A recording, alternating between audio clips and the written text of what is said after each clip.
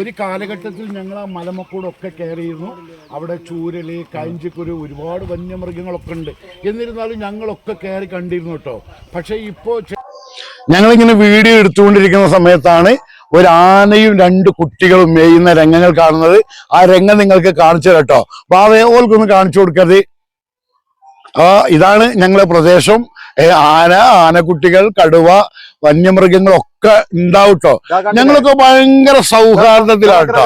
അതെ കേട്ടാ, 2 കുട്ടികളും നിന്ന് മേയുന്ന രംഗങ്ങളാണ് കേട്ടോ കാണുന്നത്. ഞങ്ങൾക്ക് ഭയങ്കര ഐക്യാണ്, ഭയങ്കര സൗഹാർദ്ദത്തിലാണ്. ഇനി ഒരു വൈകുന്നേരം ആയി കഴിഞ്ഞാൽ ഇവര് നമ്മളെ പേരന്റെ അടുത്ത് കൂടെ വരും. അപ്പൊ ഞങ്ങൾ ചക്ക കൊടുക്കും, മാങ്ങ കൊടുക്കും, തേങ്ങ കൊടുക്കും, ഒക്കെ കൊടുക്കും. ഇല്ല എന്നുണ്ടെങ്കിൽ അവരെടുത്തിട്ട് പോകും. ഹലോ പ്രിയമുള്ളവരെ, എല്ലാവർക്കും നമസ്കാരം. ഞങ്ങളുടെ ഗ്രാമത്തിൻ്റെ തൊട്ടടുത്തുള്ള ഒരു വലിയ എസ്റ്റേറ്റ് ഉണ്ട്. ഒരു കാലഘട്ടത്തിൽ ഇത് ബ്രൂക്ക് ബൗണ്ട് കമ്പനി ആയിരുന്നു. ഇന്ന് പ്രൈവറ്റ് വ്യക്തികളുടെ കയ്യിലാണ്.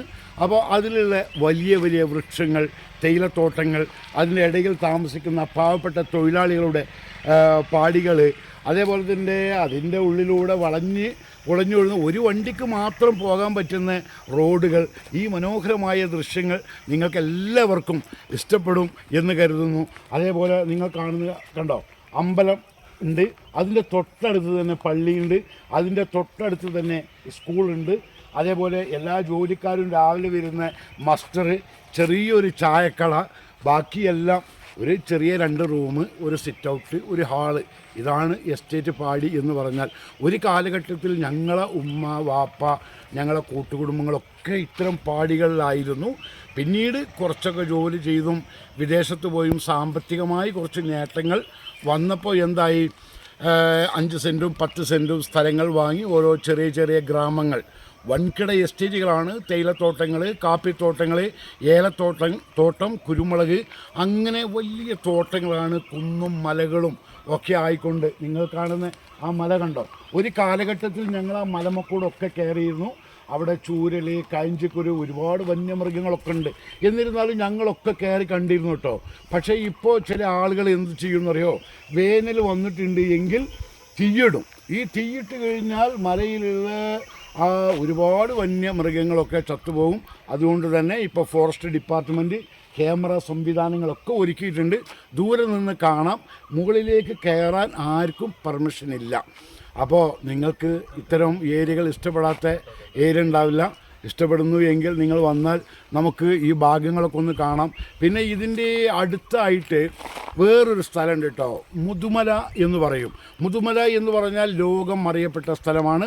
നമ്മുടെ രാജ്യത്തിൻ്റെ പ്രധാനമന്ത്രി നരേന്ദ്രമോദിജി അടക്കം അവിടെ വരികയും ആനകൾക്ക് ഭക്ഷണം കൊടുക്കുന്നത് കാണുകയും അവിടുത്തെ ഫോറസ്റ്റ് ഉദ്യോഗസ്ഥന്മാരെയും അതേപോലെ ആനപ്പന്തിയിൽ ആന മെരിക്കുന്ന പാപ്പന്മാരുമായൊക്കെ സൗഹൃദം പങ്കുവെക്കുകയും അവരുമായി ഫോട്ടോ എടുക്കുകയും ഗൂഡല്ലൂരിൽ തങ്ങുകയും ഒക്കെ ചെയ്തിട്ടുണ്ടോ.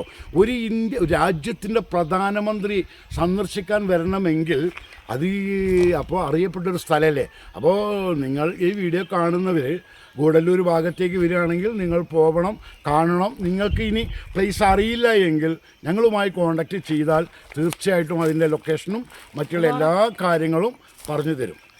പിന്നെ നിങ്ങൾ കാണുന്ന ഈ എസ്റ്റേറ്റ് പാടികളുണ്ടല്ലോ, ഇതൊക്കെ ഈ എസ്റ്റേറ്റിൽ ജോലി ചെയ്യുന്ന, തേയില നുള്ളാൻ വരുന്ന, അതേപോലെ ഇതിൽ മറ്റു ഒരുപാട് പണികളുണ്ട്. തേയിലത്തോട്ടത്തിൽ ഒരുപാട് പണികളുണ്ടല്ലോ.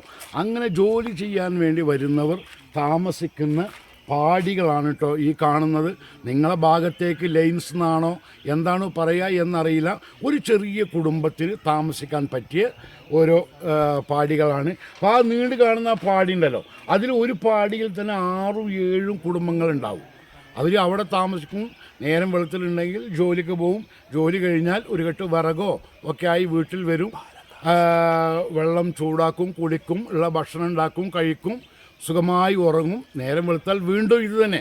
ഒരു കാലഘട്ടത്തിൽ നമ്മളും ഇങ്ങനെ തന്നെ ആയിരുന്നു.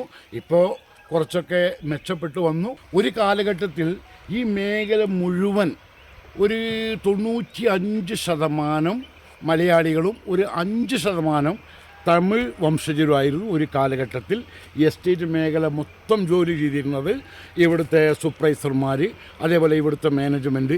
ഇന്ന് കാലം മാറിയപ്പോൾ ഇവിടെ ഇന്ന് കൂടുതലുള്ളത് ആസാം, ഛത്തീസ്ഗഡ്, ജാർഖണ്ഡ് ഇങ്ങനെയുള്ള പുറമെയുള്ള തൊഴിലാളികളെ കൊണ്ടുവന്ന് അവരാണ് ഇന്ന് ഈ എസ്റ്റേറ്റിലുള്ള 90% പണികളും ചെയ്യുന്നത്. കുറഞ്ഞ തമിഴ് വംശജരുണ്ടാവും, അതേപോലെ കുറഞ്ഞ മലയാളം സംസാരിക്കുന്നവരുണ്ടാവും, അതേപോലെ കുറഞ്ഞ കർണാടക സ്റ്റേറ്റുകാരുണ്ടാവും. 90% ഭൂരിഭാഗവും ഛത്തീസ്ഗഡ്, ആസാം, ജാർഖണ്ഡ് എന്നീ സംസ്ഥാനങ്ങളിലെ തൊഴിലാളികളാണ് ഇന്ന് ഈ എസ്റ്റേറ്റിൽ ജോലി ചെയ്യുന്നത്.